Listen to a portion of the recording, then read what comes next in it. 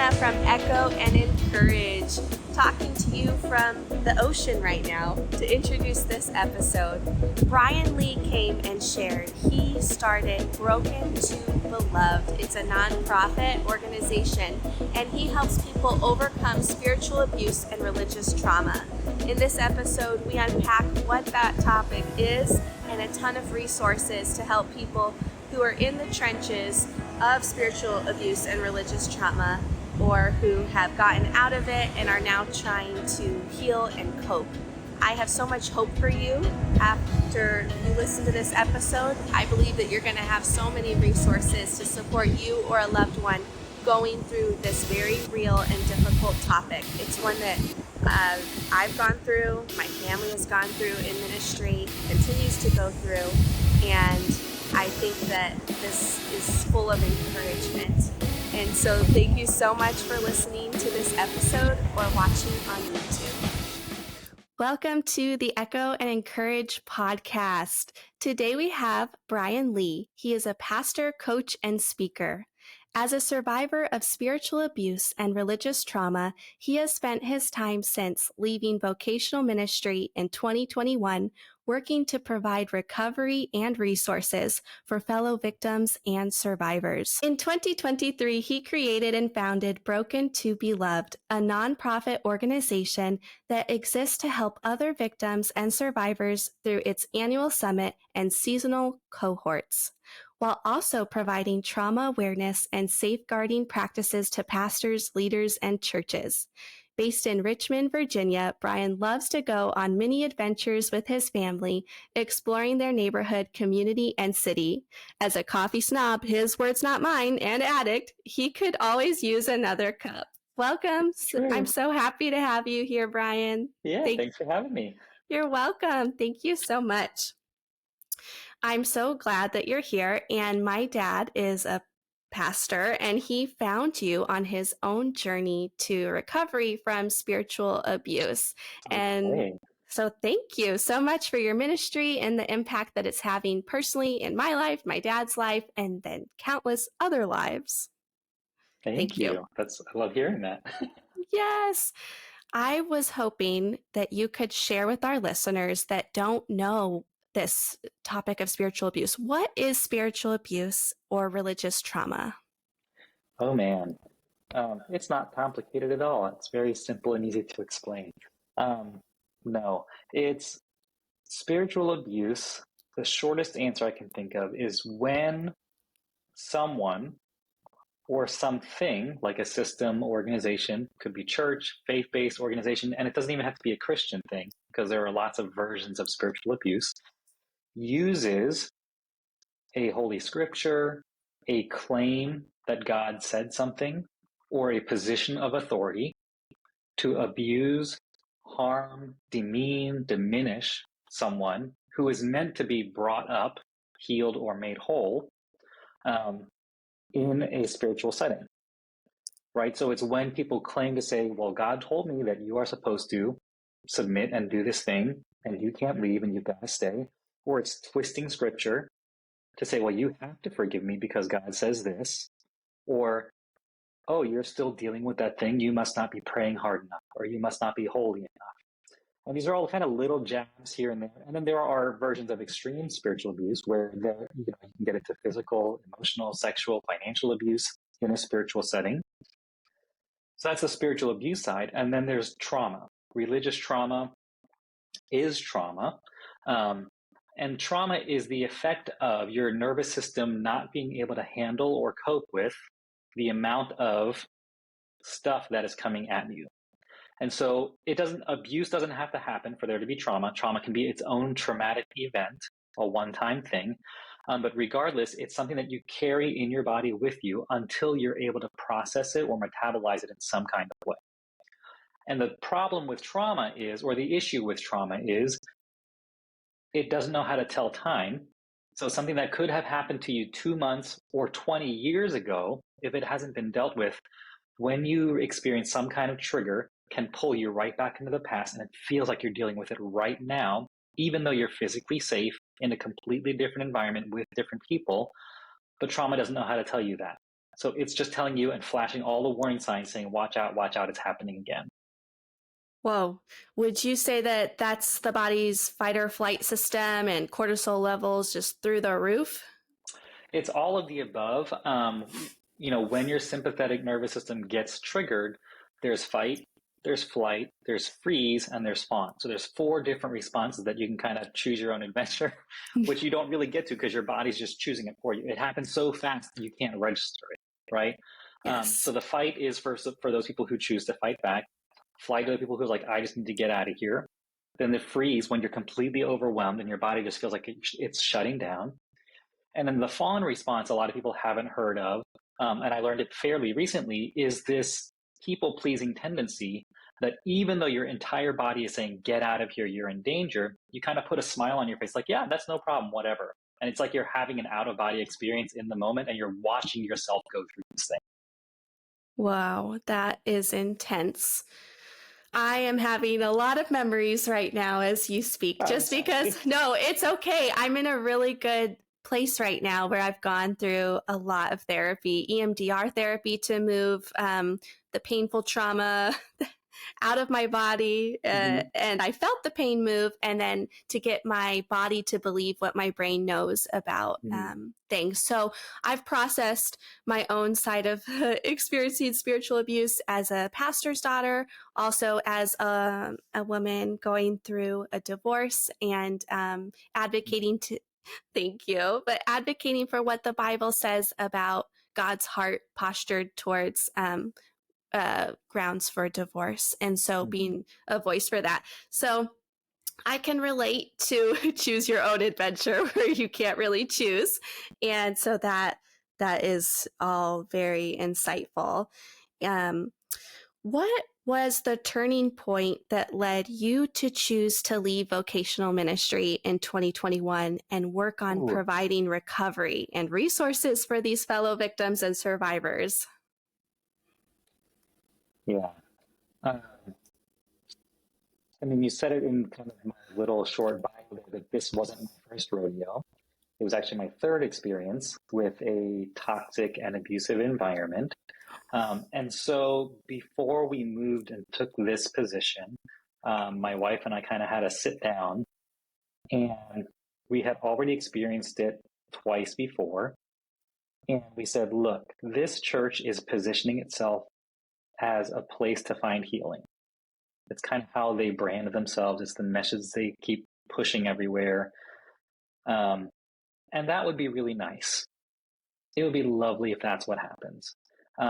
And if it doesn't, for any reason, I think we'll both be done with ministry for a while. And so we just kind of knew going in.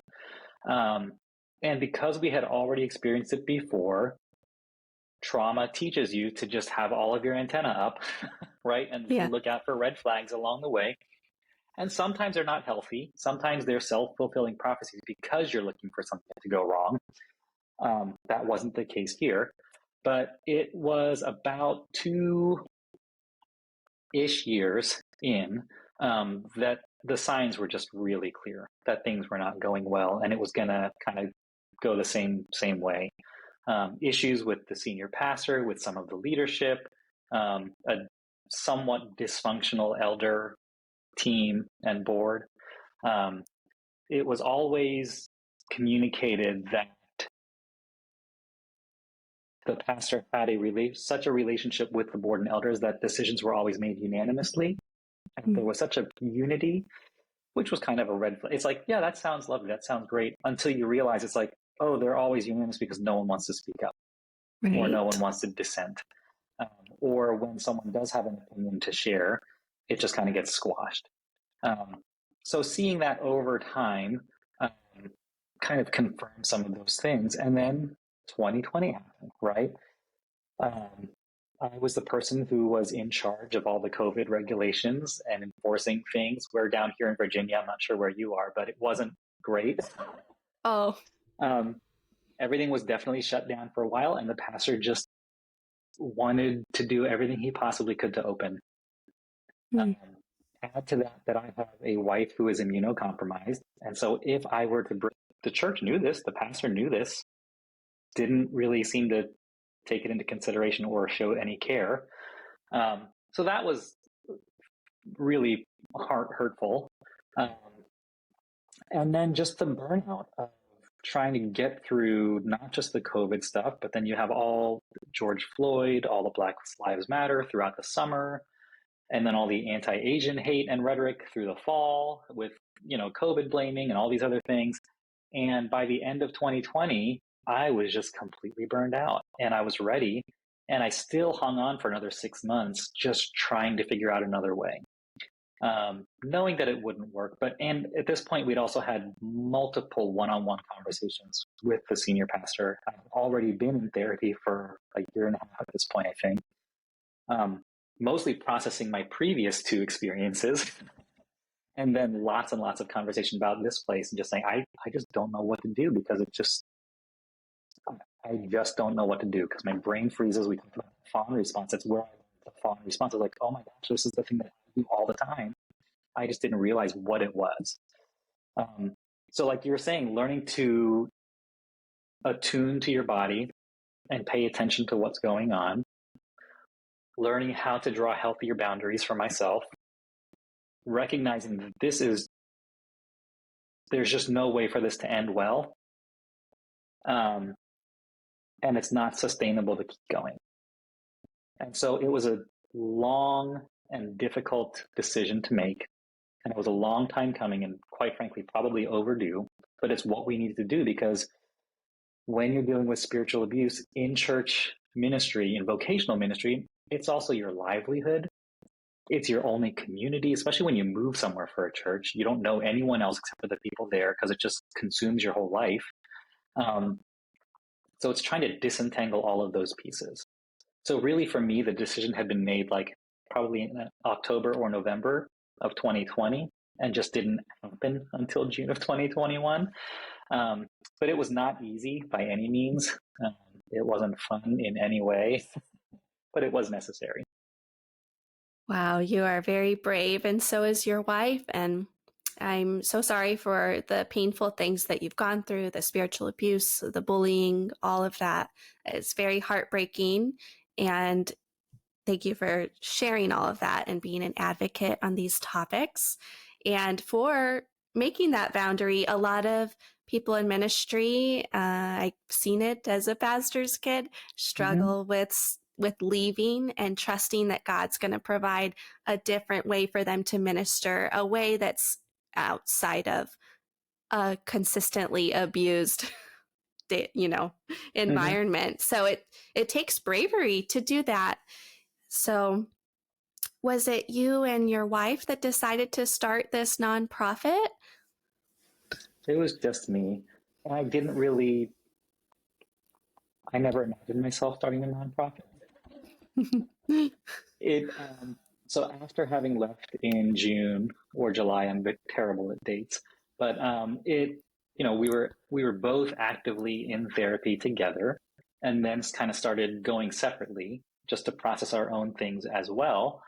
And it started me down this whole rabbit hole of researching as much as I could about spiritual abuse and just like, I need to understand what this thing is that happened to me and or keeps happening to me. Is it me that it's happened 3 times now? Like, what's wrong with me that I keep becoming the target of this thing or whatever it is? And so I was just looking for sources, looking for books. And then I follow KJ Ramsey on Instagram, and she released a book called The Lord Is My Courage. Actually, no, before that, a friend of mine recommended that I read a book called How to Walk Away by Gary Thomas.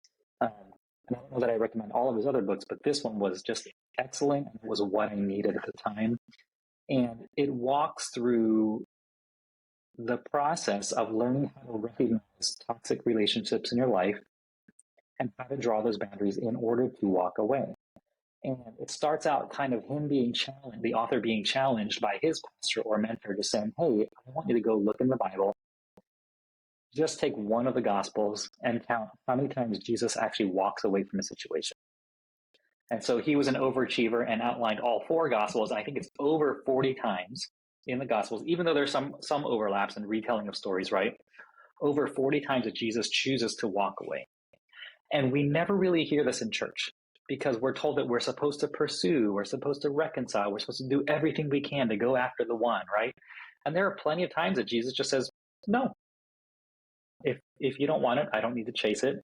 Sometimes you just need to shake the dust off of your feet of a place. For all different kinds of reasons, he walks away. And so part of the decision actually for us, and I forgot this part of the story, is the senior pastor is the type who, when he senses that a relationship is going sideways, kind of doubles down on that relationship and forces extra interaction.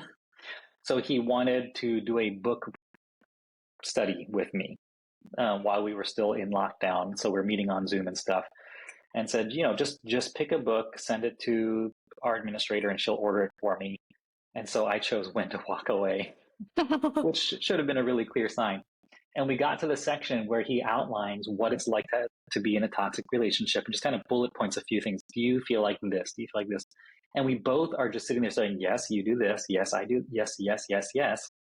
And I was kind of in shock that he was responding the same way about me. And at the same time, we got to the end of that section, and I just looked at him on Zoom. It's like, what are we doing here? Why are we trying to make this work when it obviously doesn't need to?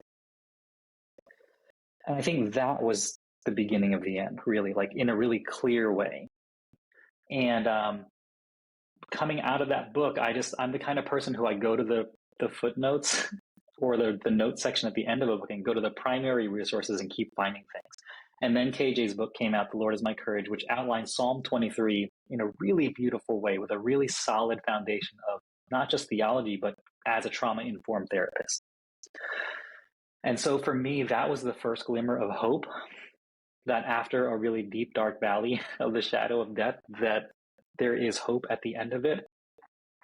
And seeing what a good shepherd looks like, because I had experienced so many bad ones. And so from her book, found a whole bunch of other books to read, found a bunch of other books to read, and just kind of did this whole deep dive of research and processing all of this in real time with my counselor at the time. And then finally got to a place where I was like, I feel like I've turned some kind of corner, and I feel like I want to offer this to other people because I can see how much I needed it and how much I needed these resources that I didn't know were out there. And I know so many people personally who have gone through something like this.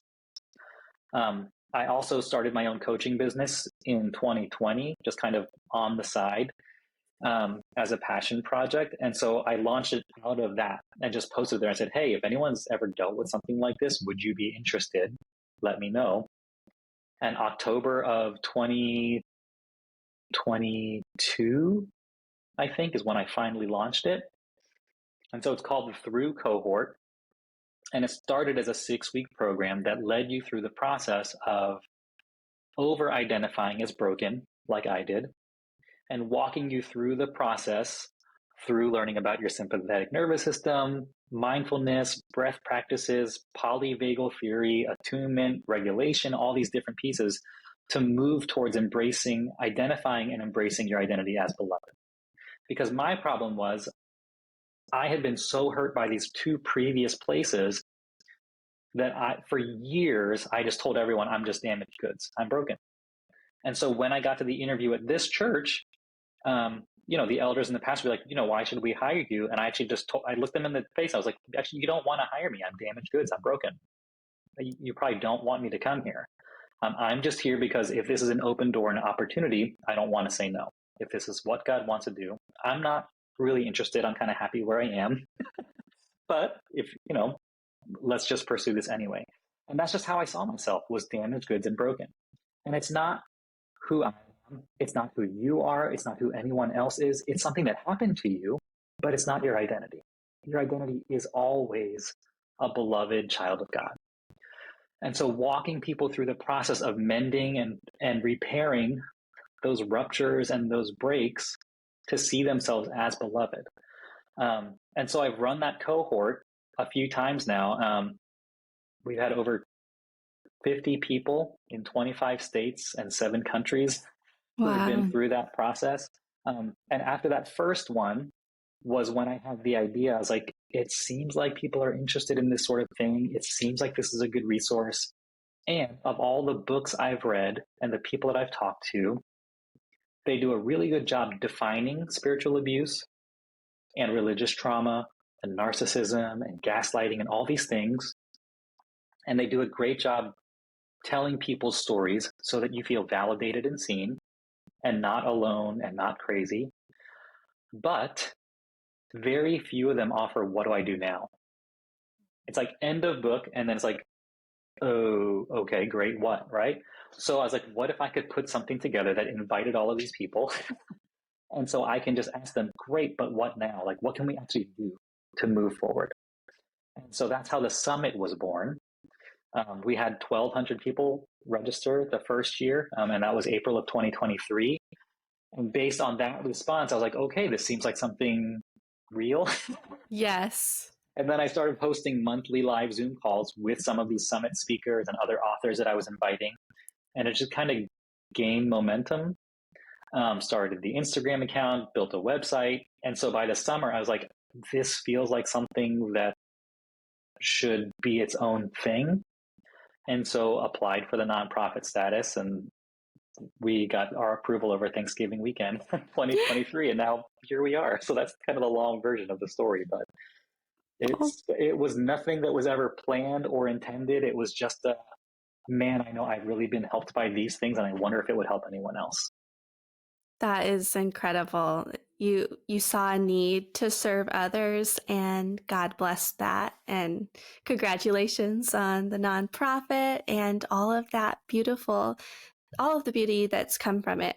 While you were speaking, I had a thought when you were sharing or kind of confronting how you were being treated by this senior pastor. It sounds like they were probably projecting, or like, they saw what they were doing to you, but then saying it's you doing it to them. Is that the term, projecting? It can be. I think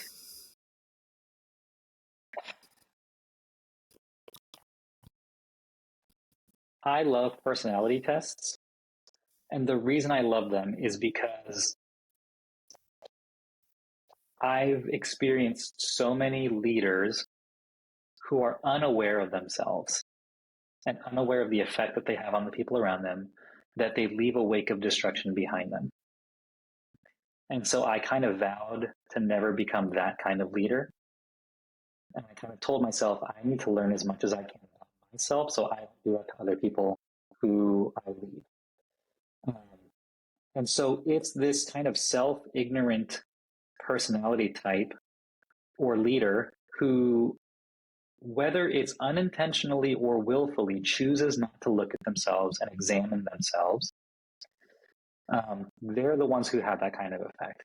And so for me, when he was confirming that all those bullet points applied to me and my relationship with him, I think part of it was that self-ignorance and that willful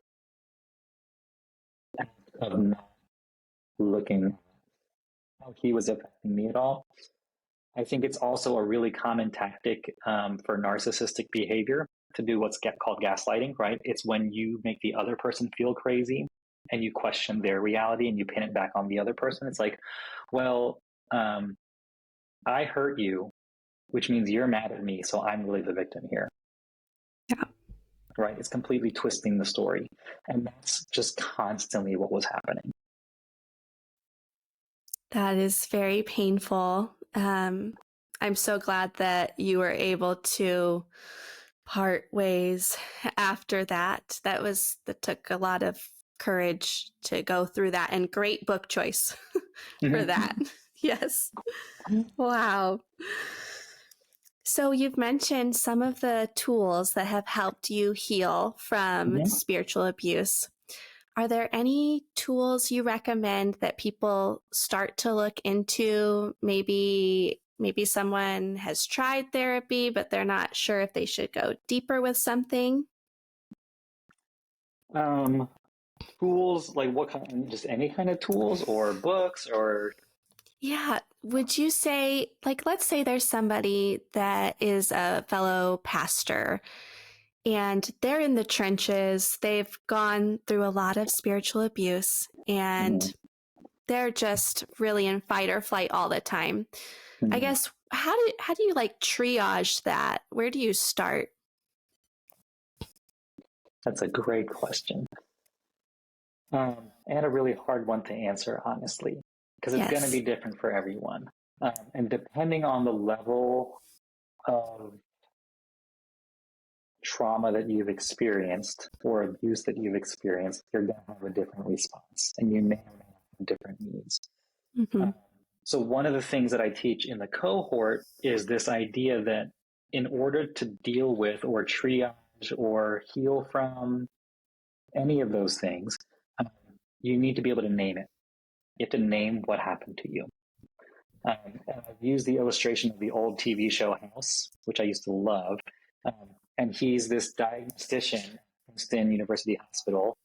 And, it's a medical show, like Yeah. Grey's Anatomy or whatever you would think of. And so every week there's a new patient who comes in with some kind of mystery disease, and they have to figure out what it is and fix that, right? Um, and so often his team gets stuck on the symptoms. It's like, well, here's what we need to treat. Here's what they're experiencing and all these things. But often they're missing the main thing. And so treating the symptoms doesn't do the trick because you have to be able to name what the actual disease is first before you can hope to offer real healing. And so for people who have experienced some kind of spiritual abuse or religious trauma or any of those things, you need to be able to name what happened to you before you can heal from it. So if you keep treating symptoms of, I don't know why I keep getting triggered. I don't know why I'm tired all the time. I don't know why I keep lashing out at this person. I don't know why I can't handle this thing. You're just treating symptoms. And so you've got to be able to name the things. You've got to be able to name the spiritual abuse, name the religious trauma, name the gaslighting, name the narcissistic behavior or narcissistic abuse, name the process of deconstruction, name, each of those things has a name. And until you can figure out what it is, you can't really hope to start to triage or treat any of those. And I don't want to get into differentiating between what people call big T and little t trauma, because trauma is trauma. No matter Right. how you experience it or the thing that happened to you, it was traumatic to you, and therefore your body needs to figure out a way to process it. And that first step is going to have to be to name it. Also, healing does not and cannot happen alone. There's got to be some kind of community or other person involved, and it has to be someone safe that you can do it with, someone who's not going to re-traumatize you in the process. Right. And so, resources. I have recently started to love reading. I think because of how much I recognize it's helping me. There are a ton of books out there. I listed a bunch of them on my website. I mean, I think KJ Ramsey's is an excellent one to start with if you haven't read it. The Lord is My Courage. There are 6 other really great spiritual abuse books I could list off. But hers is just a really easy, accessible one to start with. And for most pastors, I think it would feel like familiar ground. And then she lists a bunch of others in her footnotes that you can go do the rabbit trail like I did. The cohort that I lead I love using that as a resource. We open it 3 times a year. So that's always a possibility out there. And I have other resources on the website. We also host monthly continued conversations. I have an annual summit where you can go back. It's over now, but there's an all access pass. You can go back and access all of the sessions. Therapy can be good, but not everyone has access to it, and not everyone has the financial means for it. And not every therapist is trauma informed. Right. Which can be really tricky because you can end up in therapy with a therapist who doesn't believe your story, who's going to further re-traumatize you. Like I've heard these stories from other people. It's like, actually, my trauma is from therapy. So what do I do now? And it's just like, I'm so sorry. Yeah. I'm so sorry that happened. So it's figuring out a way to identify and name the experience of what happened to you will be the first step. That is gold.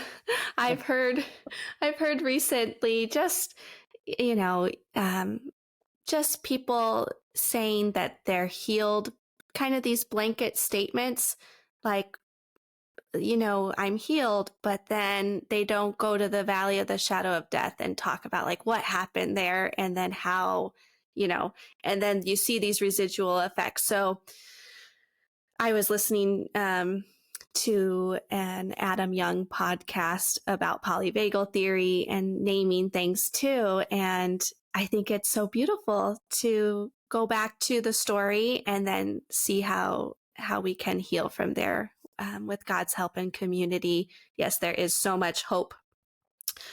What would you say are some safeguarding practices for pastors, leaders, and churches, to kind of mitigate the spiritual abuse that is so prevalent?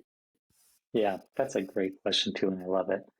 The Thanks. safeguarding piece is something new for me this year because most of the last year has been spent with survivors and victims and the wounded doing recovery work. And the way I explained it to my counselor was usually I feel like I'm at the bottom of a cliff, treading water, catching and treating people who have fallen in or been pushed over the edge. Oh. That's just what it feels like. And as we continued to talk about it, she challenged me over the summer of last year, just saying, man, this is just all really good stuff. But if you're getting tired of being at the bottom all the time, what if you built a fence at the top? Ooh. And that was where the idea for the safeguarding came from. And then I discovered this quote from Desmond Tutu. And it says, there comes a point where we need to stop just pulling people out of the river. We need to go upstream and find out why they're falling in. Wow. And so one of the things we want to start offering this year are safeguarding practices and workshops for churches, pastors, and leaders to become trauma-informed. Understanding there's a very real statistic out there that 1 out of every 6 adults has experienced some kind of trauma. So when you look out at your congregation, 1 out of every 6 of those people has experienced something. Do you know what to do with them? Do you know how to talk to them? How to pray for them in a way that doesn't re-traumatize them? Right. That for people who are dealing with some kind of grief or trauma or some kind of suffering, because we're all promised suffering, to not spiritually bypass them is another term, which is using prayer or scripture to say, oh no, it's all going to be fine, or just pray more and you'll be fine, or to not dismiss their pain and say, oh, are you still dealing with that thing? Are you still talking about that? Are you still praying for that? Have you not received healing yet? I can't tell you how many times we've personally experienced that. So teaching pastors and churches how not to do that and how to approach it in a different way that is more compassionate and meeting people where they are. How to put safeguarding practices in place with their teams, with their staff, with their leaders, to understand what healthy boundaries look like, what real accountability looks like, what vulnerability looks like, putting systems in place for what if someone comes forward with an accusation or allegation of abuse, how are you going to deal with it? Because if you wait till it happens, it's too late. You're going to scramble and you're probably going to defend yourself and you're going to defend the church rather than listen to this person who's bringing the story. Mm. And so what kind of things can you put in place for when that happens someday? Because it most likely will. So are you prepared for that? Wow, that is so good. Yes, we need that. We need that at churches. And I was just having another memory. We need that in our Christian schools. I remember being in college, experiencing something that I had to report. And one of the people in charge of women's rights said that when they confronted the man that I was talking about, he said that he was appalled that anyone would ever say such a thing. And I felt so much shame from women's rights for speaking up about something. Yet my women's dean said I was her hero for being the first to report something. So I had one woman who was so proud of me, and another woman who was I felt a bit gaslit in that moment about, and I just remember feeling like I gotta just walk away. It's too painful to fight this. And so if we had this where our Christian schools had coaching and training so that they could help women that came forward with these things instead of trying to gaslight them that it didn't happen. I wasn't ever going to do anything like sue them. I just wanted to be validated and stick up for other women so it wouldn't happen to them.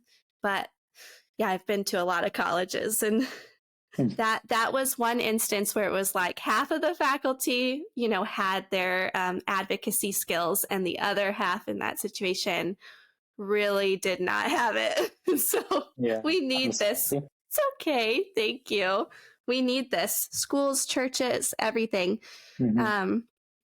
Yes, my dad is working through his own history of spiritual abuse and trauma, but he has it on his heart to someday be a part of advocating for change and helping this happen at not just a church level, but at like a conference level. In your denominations, do you have a conference level too for churches?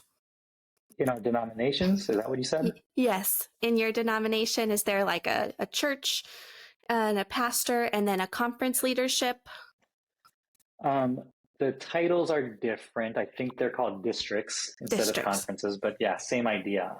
Sorry, when you said conference, I was thinking of launching or hosting a conference. Oh, nice. So you've got pastors, you've got churches, you've got sections, you've got districts, and then you've got kind of councils. Okay. Like larger versions. And it kind of all works its way up the chain that way. But yeah, there's definitely that hierarchy. Okay. We need it in all of those things. And I'm so excited for you to create that. When is your next cohort? So the first one for the year, we're actually in week 3 right now. I'm not sure when this episode releases, but we're running it from, what month is it? It's February through March. The next one doesn't have a date set just yet, but it's probably going to be late spring, early summer. Okay. And then we do another one kind of mid-fall, kind of October-ish is the third one that gets launched. There's a wait list always available. So if you're interested in joining, you can always go and join the wait list. It's just brokentobeloved.org/through, THROUGH. And you can sign up for the wait list there. And then that way, as soon as it's open or ready to open, you'll receive an email notification saying, hey, applications are ready. You can go sign up now. And then that way, depending on how many cohorts I open, I'm running 3 right now, kind of based on the demand for how many people are on the wait list is how many cohorts I open at a time. So the next one will be sometime probably late spring, early summer. I am so excited for all of the breakthroughs people will have as they join these cohorts with you. Is that the best way to reach you, through your website, or how would you like our listeners to connect with you? Yeah, no, Instagram is always great. The website is fine. Email is fine. The Instagram account is just @brokentobeloved. The website is brokentobeloved.org, and you can just email me hello@brokentobeloved.org. And I love getting responses from people and responding back. Yes, you're so quick and kind and compassionate. Yes, I was so happy that you wrote me back. I was like, yay! Yes. Yeah. What is one way that we can echo eternity or encourage others? I love that question. Thank you. Well, isn't it the scripture that says that God has placed eternity? That's my favorite. My necklace says eternity. There you go. And it creates in us this longing for something that we don't have. Because we're always going to be in the already and not yet. And one of the other concepts that I teach often is the idea of liminal space. And liminal comes from the Latin for threshold. And it's when you're stuck in between two places and you're not where you've been, but you're also not where you're going. So you feel like you're floating in limbo and you're not really tethered to anything.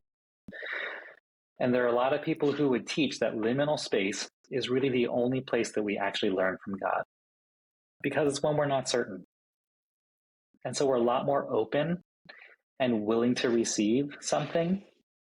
And so when it comes to eternity and when it comes to hope, that liminal space of knowing that we are bound for eternity and yet not there gives us the space to say, okay, then God, what is it you want to do right now? Because all we have is right now. All we have is the present. And even when we have experienced all this pain and suffering and grief and abuse and trauma, I don't want to sound trite by saying that God can redeem it. And he can. Because it never feels like it when you're in the middle of it. And the present moment is not eternity. So until it comes, you're not there yet. And there's still something that God can do. Amen. Hallelujah. That is so powerful. Thank you so much for sharing that. That is so beautiful. I'm getting a bit teary-eyed. Thank you. Wow. Thank you, Brian. And I'm so grateful for your ministry, for your heart, for your courage and your story. Thank you for taking the time to come on Echo and Encourage. And I just pray that you and your wife are blessed and that you guys have all the healing and more, that your cup just overflows with an abundance of joy and peace, and that you're protected through your ministry, and that God continues to help it flourish and reach every person that it needs to. So thank you for everything that you do. Yeah, thanks for having me on. You're welcome. It was an honor.